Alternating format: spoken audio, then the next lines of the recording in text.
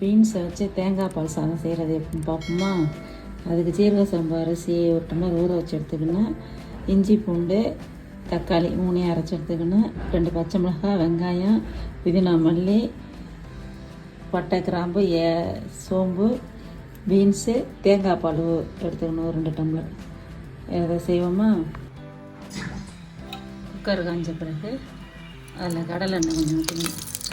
எண்ணெய் காஞ்சோன்னே பட்டை, இலை, சோம்புலாம் போட்டுக்கணும். அது விரிச்சோன்னே வெங்காயமும் பச்சை மிளகாயும் போட்டு வதக்கணும்.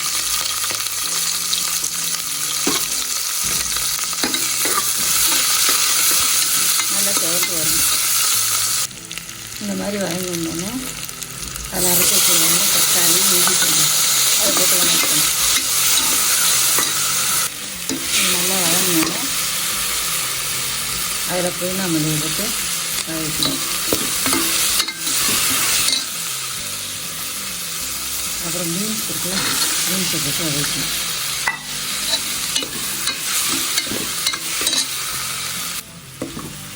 இது வதங்கி வந்தோடனே அதில் கொஞ்சோண்டு மிளகாத்தூளும் உப்பும் போட்டுக்கணும். உப்பு போட்டு வதக்கணும்.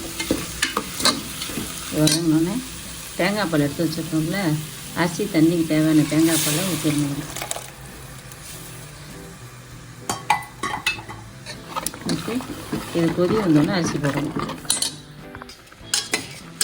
கொதி வந்தோடனே அரிசியை போட்டு மூடியே 3 விசில் விட வேண்டியதான். தேங்காய் பால் பீன்ஸ் சாதம் ரெடி ஆகிடும். சாதம் கொதி வந்தோடனே 1 ஸ்பூன் நெய் ஊற்றி மூடி வச்சுக்கணும்.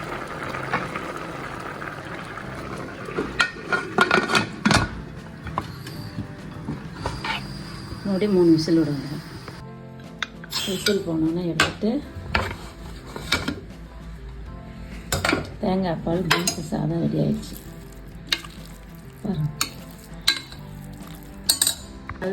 பீன்ஸ் சாதம் ரெடி ஆயிடுச்சு. அதுக்கு முட்டை ஆம்லேட் சைடிஸ்.